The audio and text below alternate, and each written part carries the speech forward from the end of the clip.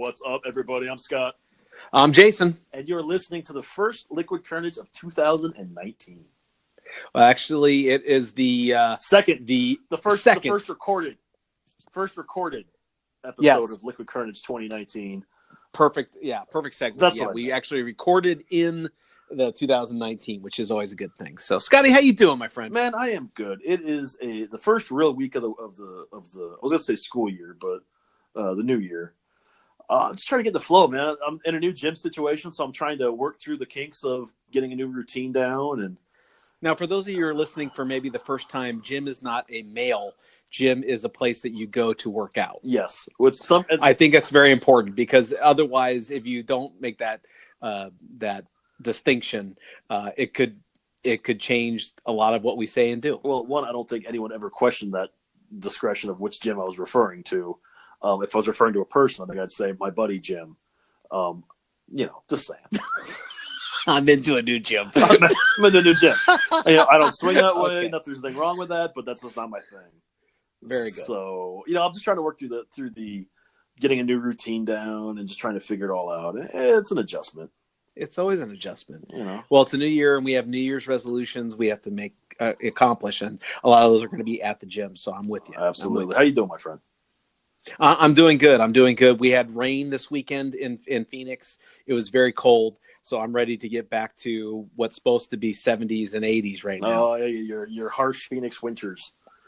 I know. That's terrible. My blood is thinned. My skin is thinned. I am no longer interested in any cold weather. Well, I don't blame you. Well, we do have two very special guests on the show this tonight, but before we get to them, hit us up with your New Year's resolutions on Facebook, Instagram, or Twitter, all at Liquid Kernedge. If you want to give Tom, our executive producer, a new New Year's resolution, hit him up at liquid_EP on Twitter and Instagram. That being said, Jason, would you please introduce our guests? Well, obviously, if you listen to our podcast enough, you know that we have a couple of special guests who are listeners from the very beginning. On the call with us tonight is Jenna and Stephanie, and I'll omit your last names because we probably already used them in the past, and we don't want to. And we've used them in vain, have more people. Yeah, we don't want your fan clubs growing bigger than ours. It's nothing personal, ladies. It's just business. Yeah, because that would definitely happen. Yeah. It could. It very well could. You never know. I mean, you could become instantly famous because your first and last names were given. So we'll just call you Jenna Tarshall and then Stephanie Benolds. Okay, so that we'll keep it anonymous so that no one knows who you are. Well, we've already got to that portion of the podcast. So when you asked who was drinking tonight, were you asking us, or are you just trying to? No, I'm sober. I'm sober as a heart attack, man. Oh, that's good to know. All right. Well, you're probably wondering why you ladies are on the show. Well, obviously, last week's episode we did talk about the rom-com effect on the male brain, and somewhere where Scott and I are still kind of confused how it was taken, but some of our listeners, including our executive producer, took this as a douche affront to all women with some comments that we made. We talked offline, obviously, about that, and we aim to please here at the podcast of Liquid Kernedge, and so we thought, what better way to get the new year off right with peace, love, and harmony than having the people who were possibly a little affronted by our statements last week to join us, and maybe we can get some clarification of what was said, what was meant, and what was received by our listening public. So at this point, I would like to turn it over to our featured guests to kind of give a little bit of a background of what prompted you to reach out to us and then ultimately to be on the show today.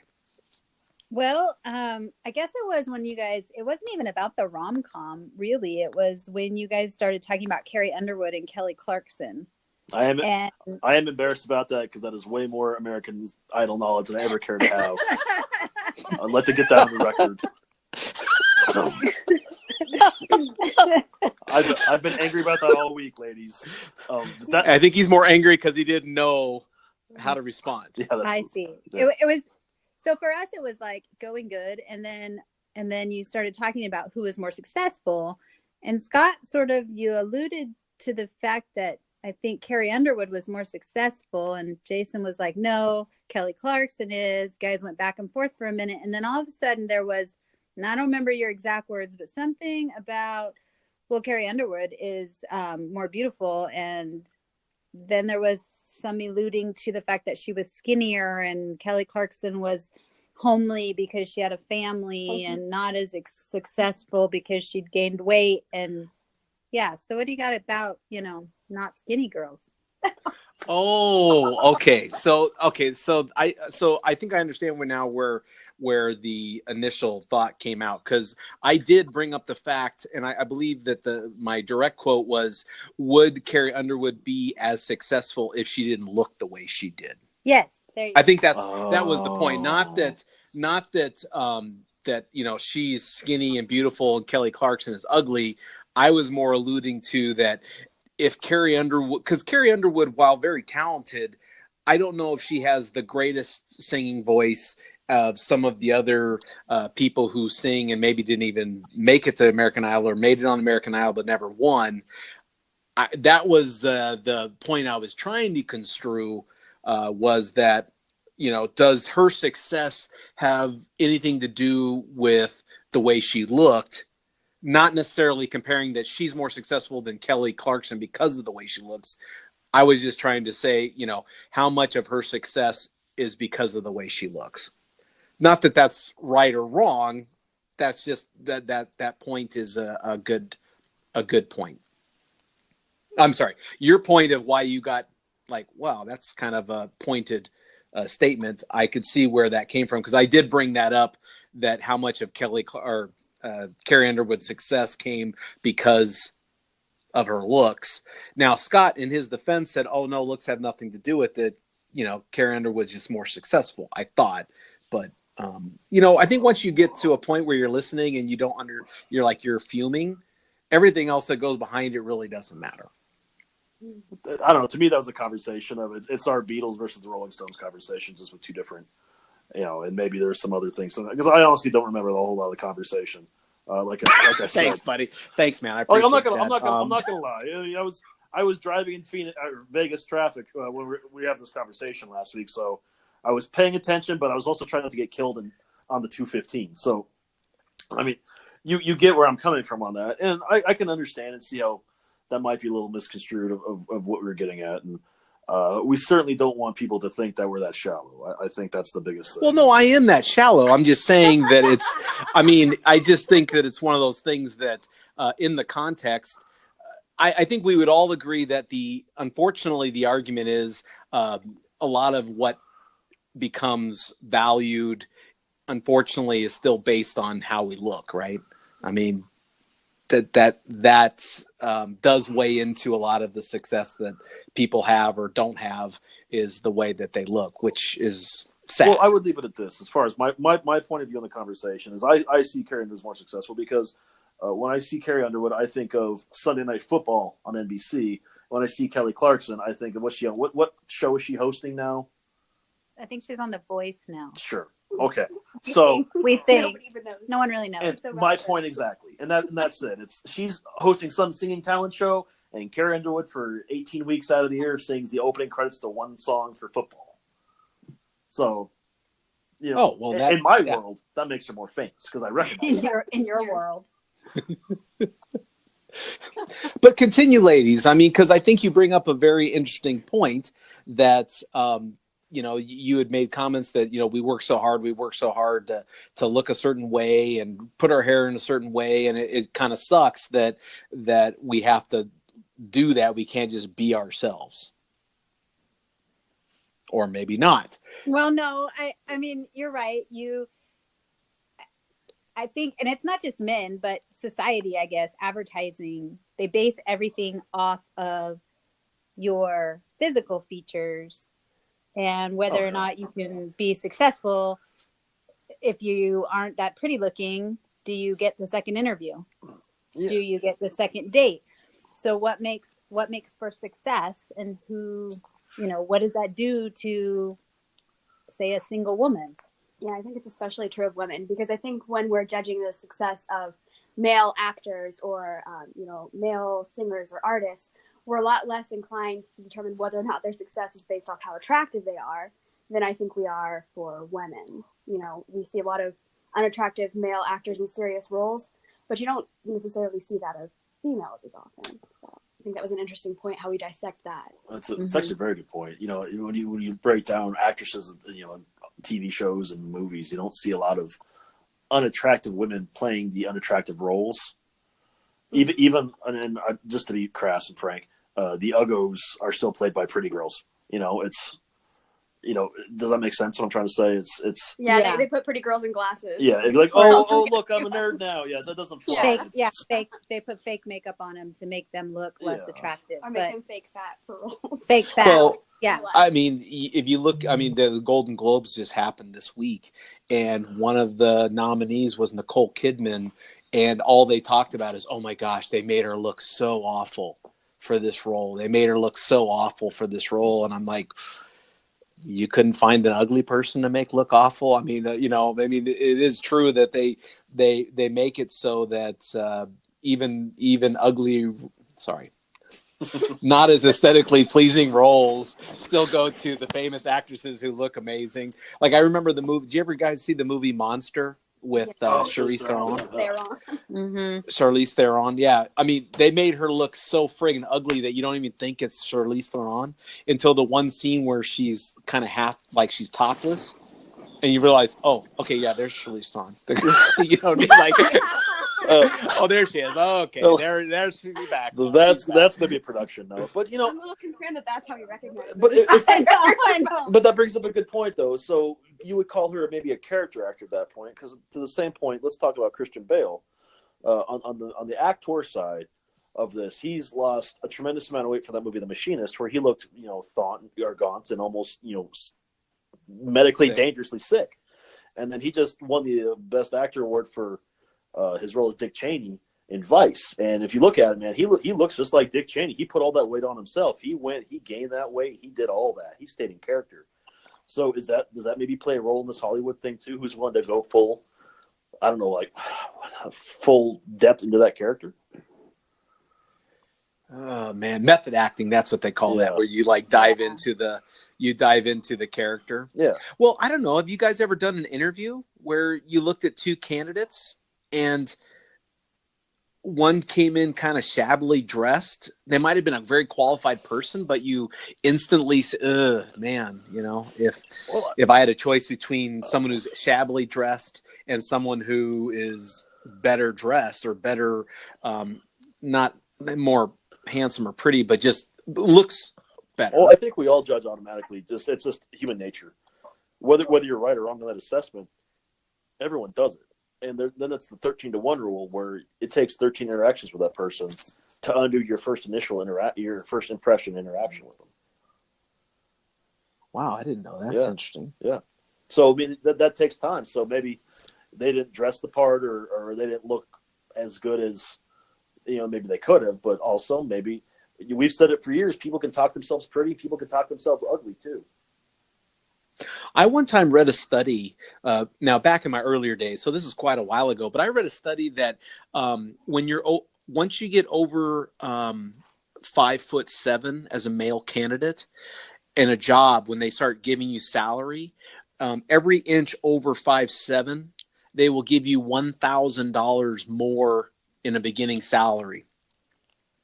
So that taller candidates usually on average make more money than a shorter candidate. Wow.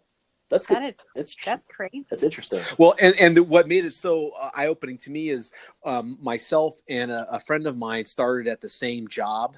And after a couple of years, we kind of found out what he made. He was 6'3", I was 5'7", and he made $8,000 more than I did. So you were a blaring example that was accurate.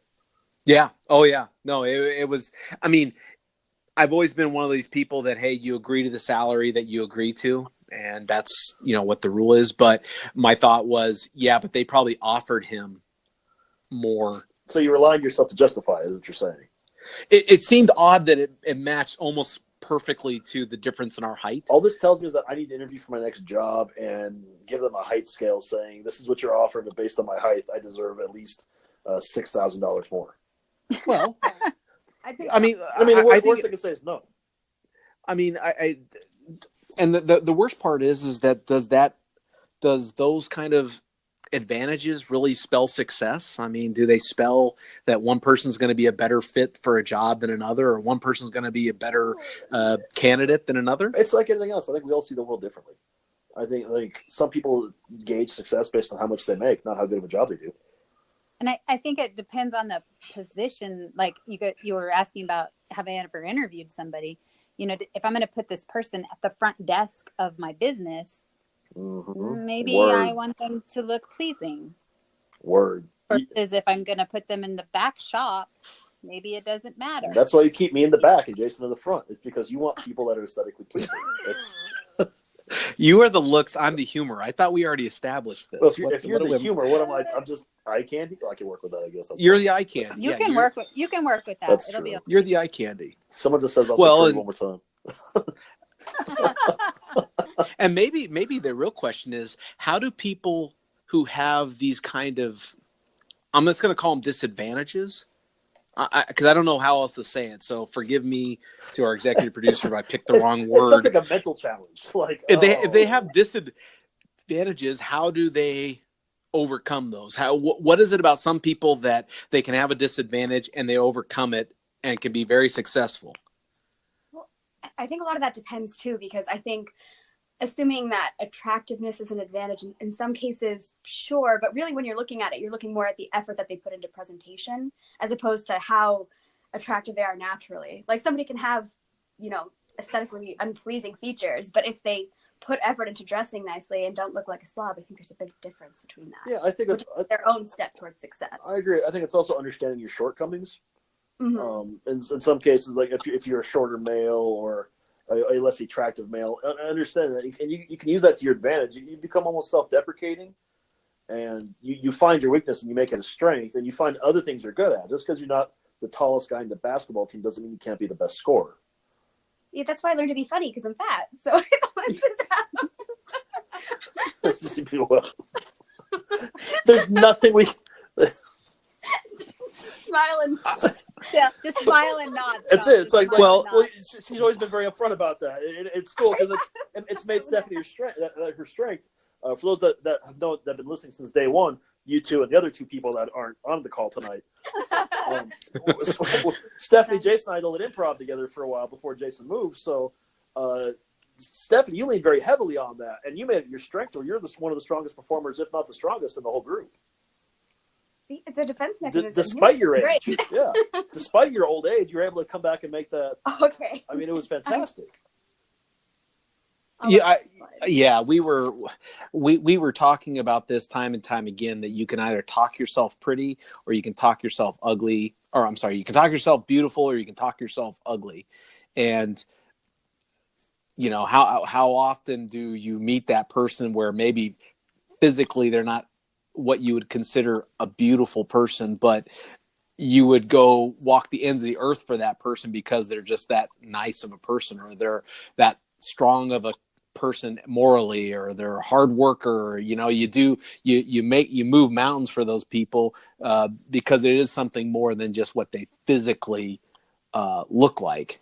One thing, kind of going back to how this conversation started, I don't think any of us could deny that whether you're Kelly Clarkson or Carrie Underwood, they had to work damn hard to get to wherever level of success they've gotten to. So, when we see those basketball players make the big jump shot, or we see those musicians who, sing and sell out millions of concerts, we don't see the hours and hours and constant work that they have to put in, and maybe even the sacrifice that, they're willing to do. Some people are willing to say, you know what, I might not be perfect in a lot of ways, but I'm not going to let it stop me. No, I agree completely. That's absolutely true. And other people do. I mean, other people say, I'm so short, I'm never even going to try to apply for a job because I don't look the right part, or I don't, some people just don't let that stop them. Well, it goes back to the age-old adage, our age-old adage, 50 no's and yes is still a yes. And that applies to everything in life. True. 50 no's and a yes is still a yes. Now, sure, we were talking about dating, but it can be carried over to this as well. It means other things in this context. You don't have to take the first no. You don't have to take the 150th no. You just need one yes. Yeah, I mean, and I do agree with what Stephanie was saying a little bit, that it is tougher for women.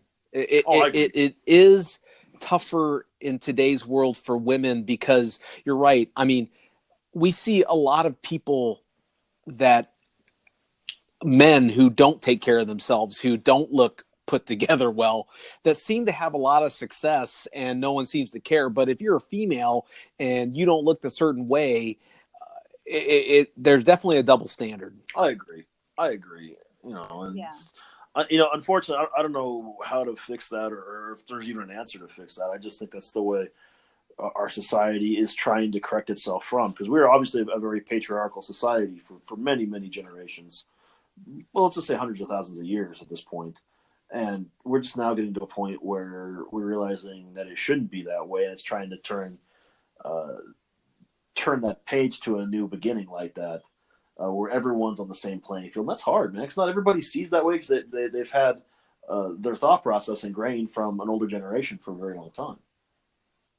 Well, and I think that could open us up to a whole other conversation too, because I think in all reality, coming from a woman's point of view, I don't think we should be on a perfectly even playing field, because there are things that men do that men should do.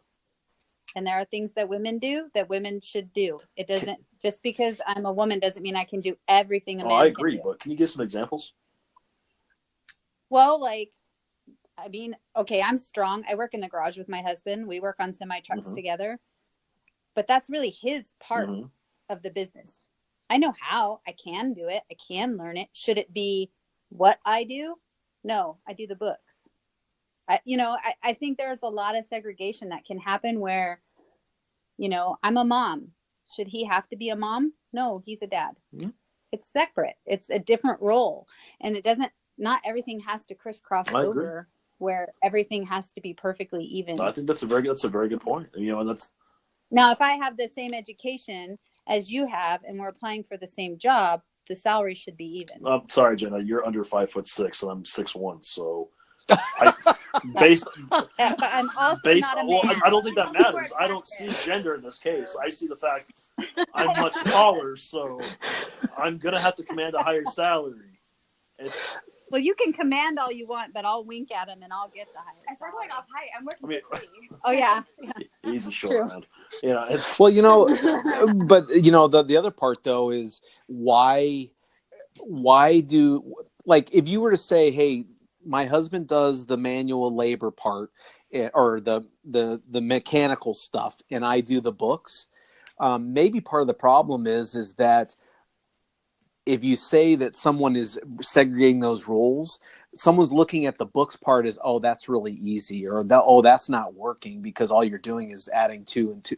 Maybe part of the problem is that we're not looking at the roles that each of us plays as equal roles. You always heard that if you're a stay-at-home mom, well, you get to stay at home. You're not really working.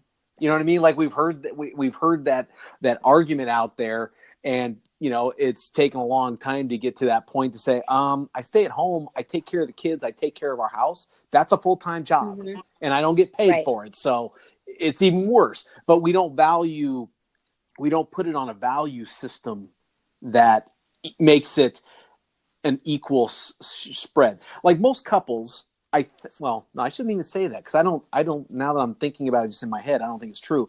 In my relationship with Noreen, there are certain things that she does, and there are certain things that I do.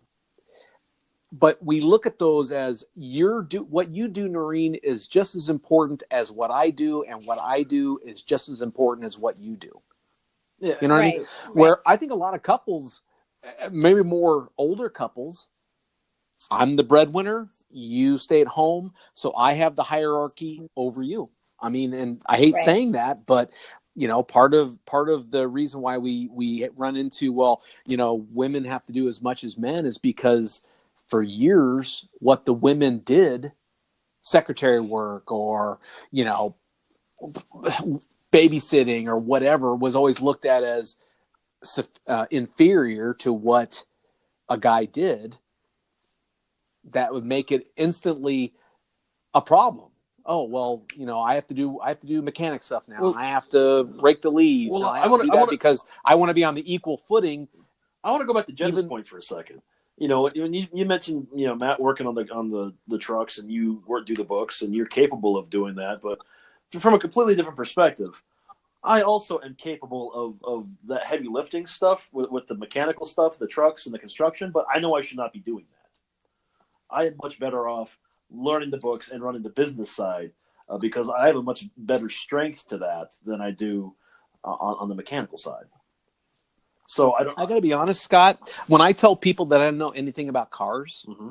I know guys who do know something about cars instantly put, "Oh wow, yeah, you're not a guy because you don't know anything about cars." I'm not a car guy. Yeah, I get that all the time. So even if it's not even a men versus women, men versus men.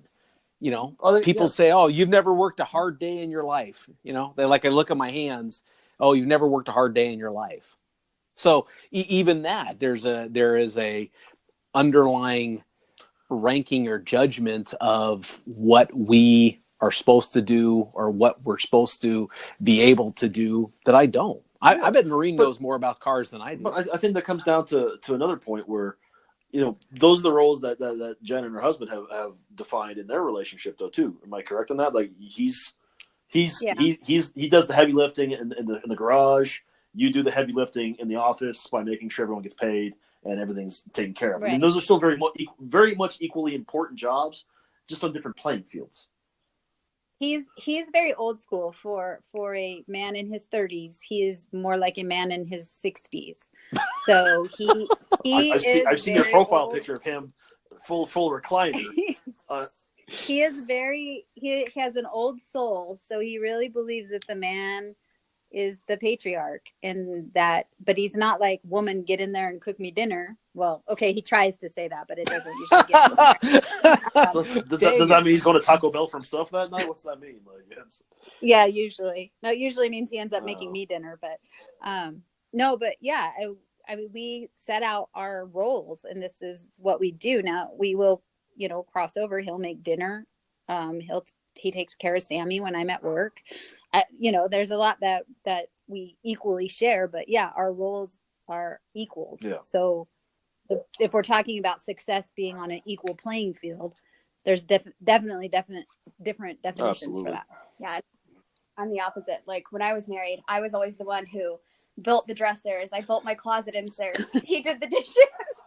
And I'm the one who had to fix the plumbing when it went But it was clearly defined roles, though. I mean, it was you both knew what you had to do, to make the house go around, because those dishes aren't going to wash themselves.